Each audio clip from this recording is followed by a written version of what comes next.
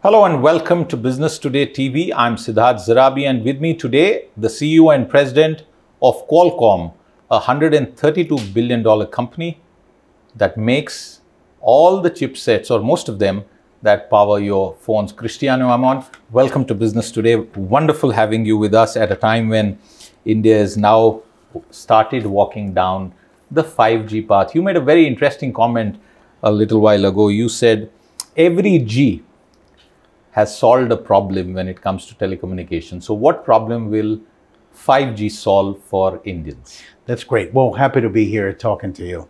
Look, 5G, it's an incredible opportunity for transformation. And what 5G will do, it will enable, I think, the globe and of course India to create a gigabit connected society when 5G will be the last mile technology for everything, not only phones, but cars, and this industrial IoT devices and many other things. And 5G, it's a technology that will not only provide a gigabit speeds to everything, but will for the first time, it will be a wireless technology that can support mission critical services. And what I mean by that is you're going to have now a reliable connection to the cloud and a connection you can depend on. That becomes extremely important for applications such as autonomous cars, telemedicine, manufacturing equipment that needs the precision and the reliability. At the same time, as you are connected with the cloud, those two are going to be like one computer. And one of the things that 5G will do will democratize computing power, allowing any device to tap into the cloud for as much computing power as you need. So it's an incredible technology revolution, and it comes at the right moment in time for India when so many things are happening as India is building its digital plan. For those Indians who may not be as technically sort of aware about cloud and other terms, how would you simplify it if I asked you that, is it for most Indians that 5G will only mean more efficient networks, lesser call drops, or at least better data rates, perhaps at slightly higher cost than what they pay for it right now? Look, it's a great way to put it. So thinking about what it means to the Indian consumer, and I will start with the phone. The first thing that you'll be able to see with 5G is you have higher speeds. You're going to have higher data rates. You're going to be able to have ability to use your broadband connection or high-speed internet in congested places. Congestion will be a thing of the past. But then on top of that, you're going to see new services. For example, you saw what happened with 4G. CDs disappears. People consume music now to streaming, and then you started to see how much people consuming video now on mobile devices. With 5G, you'll be able to see high definition videos everywhere, but then it's going to be more than that. You'll be able to play a console game in a mobile device, which is going to get streamed from the cloud. So an Indian consumer will see a multitude of new services coming to their device because of the higher speeds. And I don't think you're going to pay more for it. Since we've spoken about what 5G means for Indians, let's get you to tell our viewers about what kind of 5G is getting installed and rolled out in India. You have a global footprint, and I must tell our viewers that Qualcomm has critical patents perhaps across the 4G, 5G, CDMA 2000, and perhaps even for 6G, who knows, they may not have disclosed that so far. They are the big bosses when it comes to telecom and all the critical technology that powers mobility. So for the question that I asked you, what's your sense about what it means? Well, it basically, the way you need to think about it is you have a technology that is going to not only enable better mobile devices everywhere globally, but a technology that is going to be part of new industry that can develop. Even though 5G is already being deployed in other markets, what I think is unique about India is that India will bring 5G to scale and will have the ability to get the technology from 5G phones at every price point for everyone, but also to enable 5G in a number of different applications. For example, we can see how 5G can be used in agriculture with 5G connected drones or smart cameras that are going to be analyzing plant per plant. We're talking about per plant agriculture. We can see how that is going to change healthcare, making healthcare more available using telemedicine and connecting healthcare to a lot of different villages. You can see how this is going to change energy, making the grid more efficient. So 5G creates a big opportunity for India because it's still on its beginning and there's a lot of applications that are yet to be developed. As an example, for example, in India, we have been very active in ventures. We already incubated over 100 startup companies. Many of those companies are thinking about developing some of the future applications using 5G. Okay, let's also talk about the state of our networks in terms of the auction and the spectrum prices. Technical stuff, really, we'll leave that for a moment. What is the quality of the Indian networks that have been set up and are being further expanded vis-a-vis other markets globally?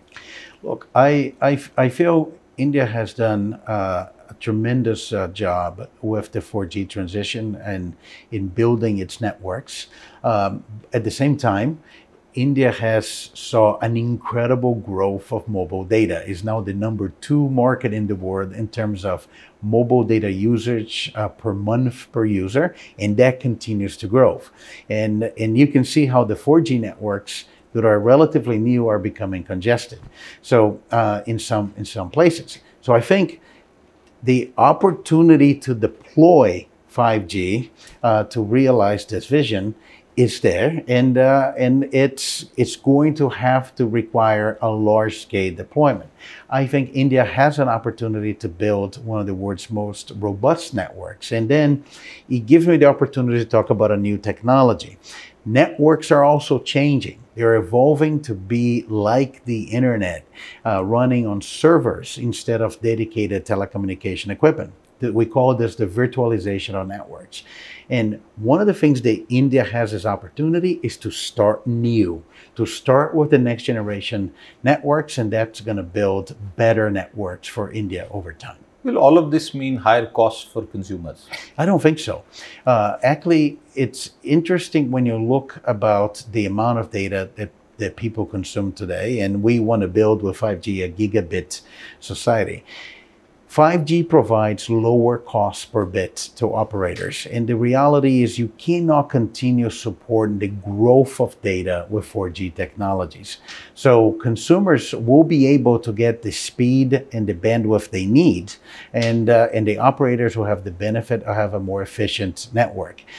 As operators also deploy 5G in other industries. So we talk about connected cars, connected computers, virtual reality and augmented reality glasses. Operators will have different revenue streams, and that's going to make the whole ecosystem more viable, even creating benefits of affordability to consumers. I asked you that question given the fact that our spectrum prices, if you were to compare it globally and other levies, pretty much are on the higher side globally as far as the network operators are concerned. But I don't want you to comment about that policy aspect. What I want you to explain to our viewers is, what does it mean for private 5G networks? Indian users are used to several mobile operators offering them services, and now some of them are getting used to the fact that there's going to be one company which will run its own 5G network. Why and what will it mean? Okay, that's a great question. And that speaks to the role of 5G beyond phones. So if you step back and you look what enterprises do, the enterprise always had its own private telecom network. I'm going to go back in time and say, for when you have a phone, your telephone in your home, the enterprise had their PBX. They have their own intercom system. They have their own telephone system. And if you go to the enterprise today, they have their own data network. They deploy their own Wi-Fi network. But what is different is 5G is this technology that is going to be the last mile connection to the cloud everywhere. So the enterprise also need its own private 5G network, which will coexist side by side with Wi-Fi. And for this, you need a different model. You need companies that are going to have license of spectrum to deploy private networks. And the applications are tremendous. For example, factory, especially when you look at all this Make in India, I think, opportunity and trends. The factory of the future, it's about smart manufacturing with cloud-connected manufacturing equipment and robots that can sometimes do more than one product at a time, running software on the cloud. And you're going to see that requires a 5G private network. Same thing, 5G in a hospital, 5G into a utility company for the grid, 5G into a smart building. So those are going to be private networks, and I think India did great advancing the license of spectrum for 5G networks, which will have a very positive impact on the industrial side of 5G. Okay, let's talk about a bit about your company and you yourself in a way. Many of us have grown up with Intel inside. I've always wanted to ask this to a Qualcomm executive, and I'm glad that I have the opportunity today. Why not Qualcomm inside as equally well known like Intel inside?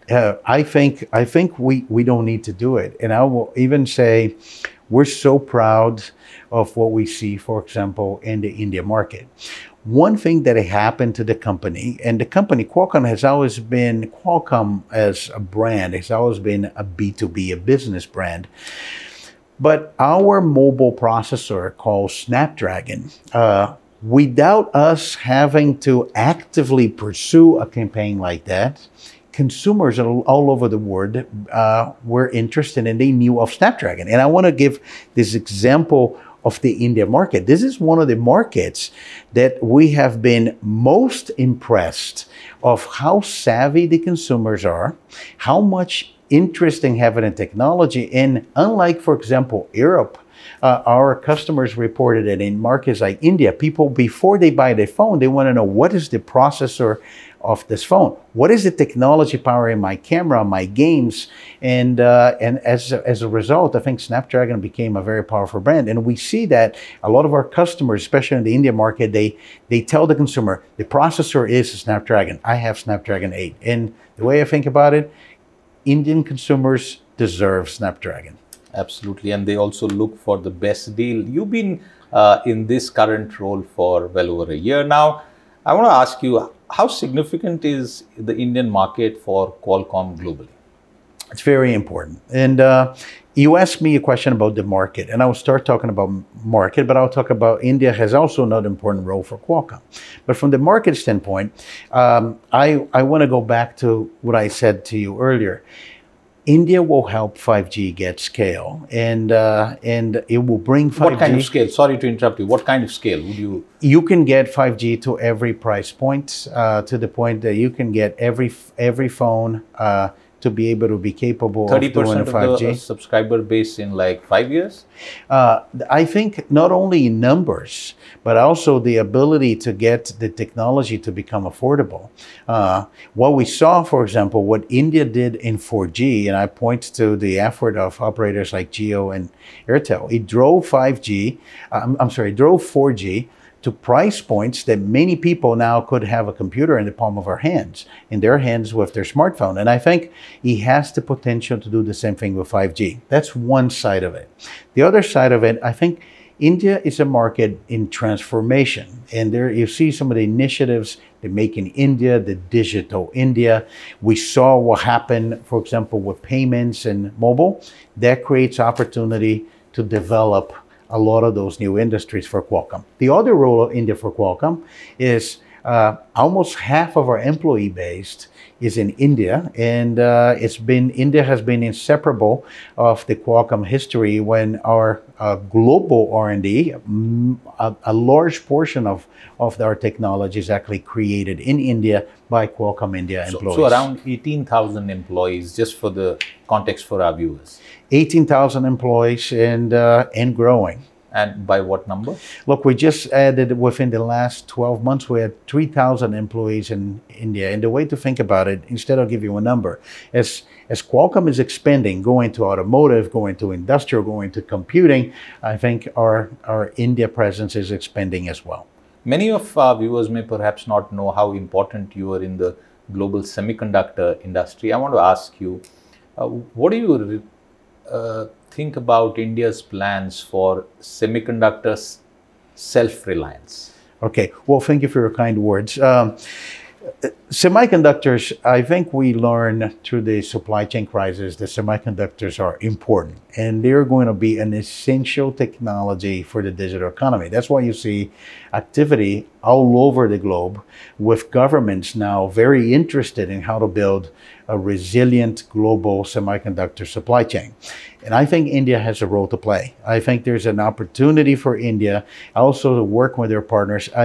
I believe, and I said that when we're talking before, I don't believe one country can solve this problem alone. It's a problem for the entire global industry. Semiconductors are in everything, and that will continue to grow. India has an important role to play in its scale, in its talent pool, to build semiconductor manufacturing capabilities, whether it's a directly manufacture of semiconductors or bringing the supply chain that exists around semiconductors. And I think we saw the United States approve the US and Chips and Science Act. There's the European Chips Act. We see a lot of countries motivated to attract that industry, and I think that's a great opportunity. Will all of these acts globally and India's efforts solve the semiconductor supply shortage? I think we are getting behind the shortage. At least I can speak from Qualcomm. We're no longer see this as a problem. We made a prediction in the beginning of the year that supply and demand will normalize at the end of the calendar 2022. That's what we're seeing. It's not true for all companies, but we're mostly behind that. But I think the importance of those chip initiatives from many governments is more than solving the supply chain crisis, but it's about understanding from the crisis the importance of semiconductor, and the supply chain needs to be global, needs to be resilient, and needs to be diversified. Just natural disaster alone could create a supply chain crisis of semiconductors. And do you think all the recent developments are ticking off those 2-3 critical points that you spoke about, diversify supply chains, global? I completely believe that's the case. We've been very active, I think, working with governments on the development of those plans, because we're the largest fabless. We don't have a manufacturing. We rely on I'm foundries. glad you said that, because that was my next question. Yeah. Just to explain to our viewers, what do you really do in semiconductors? We're the largest fabless company, which means we outsource all of our manufacturing. And we, as a result, we become one of the largest customers of the semiconductor foundries in the world, whether they're Taiwan and Korea and China, in the United States and in Europe.